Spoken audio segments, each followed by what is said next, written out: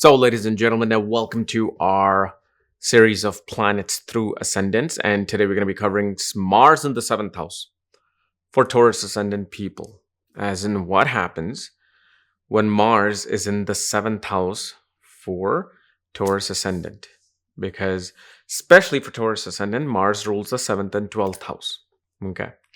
And as always, if you do not know if you have this particular placement, what sign it's in, what nakshatra it's in, along with all your astrological details, check out the links here. Check out my full astrological report, including my books, consultations, and a link to my academy, Vedic Astrology Academy, where you're going to find a whole lot of videos and courses and my vlog. So, Mars in the seventh house of Scorpio.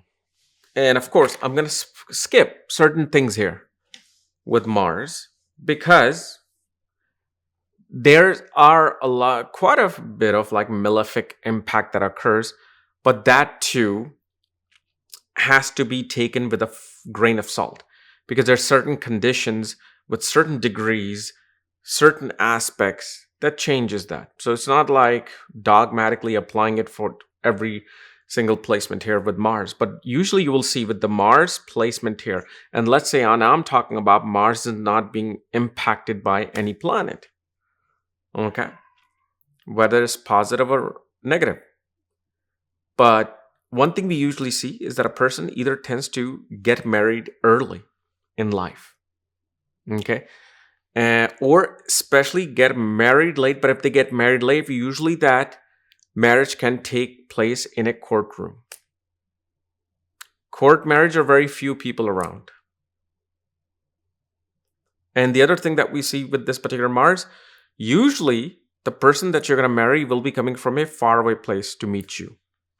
Now, this can be a foreign country, foreign type of a situation, or it can simply be somebody coming from one state to another state to meet you, or you get introduced to somebody who's from a different place. Because you have to remember, the Mool Trikon placement of Mars is in the 12th house. And so the 12th Lord is in the 7th house. The person has to come from the root. Mool Trikon, Mool, the root. The root, for that person's root is in a faraway place. And the other thing that you will also see with Mars in the 7th house in Scorpio is that especially spouse will attain inheritance. They will gain through inheritance land. Okay? But definitely can be quite moody. Emotionally very moody, and moody in a sense that when they get emotional, when they get upset about things, they get angry instead of just crying. It's that anger that kind of like comes out. And especially you will see when you meet your significant other with this Mars, there would be either some fixing of plumbing issue within the home, or for example, you may not have the sound plumbing system and you're calling somebody. Some plumbing issue either occurs right there and then, okay, or it activates through, kind of fixing things in the home. Something to do with pipe. Even you will see, sometimes a person may have to buy some kind of like a copper pipe. It may not be for plumbing at all. It may be for something else, but somehow that triggers it. It activates it, especially if there are certain transits that are happening. Especially if there are transits from the ascendant in 410 axis or 17 axis, you will see it can get activated. And usually at some point, and this is usually not mainly for people in India. It could be, usually a person may either fall in love with a Farsi or somebody from Persia or Greece. Or they will have some kind of infatuation with somebody from that particular place.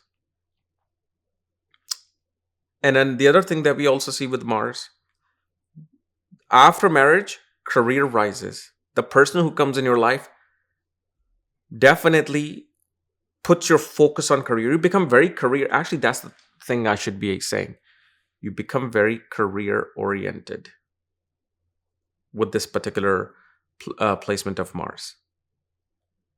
And especially also, you become career oriented and you attain property after marriage.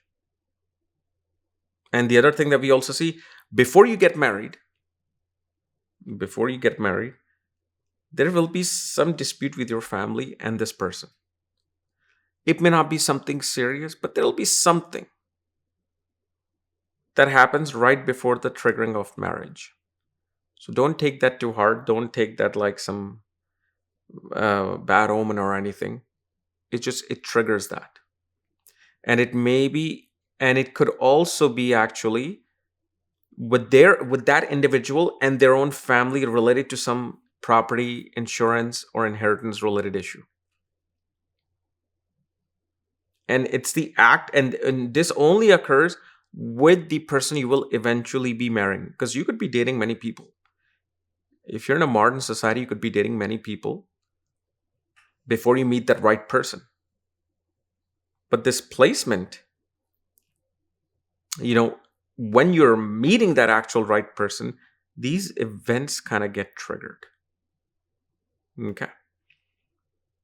And because of the fact Mars is in the 7th house, usually, like you can talk about honeymoon phases, or like right after marriage, one will travel far away. Because sometimes, like for example, me and my wife, we didn't have any honeymoon. We didn't have money,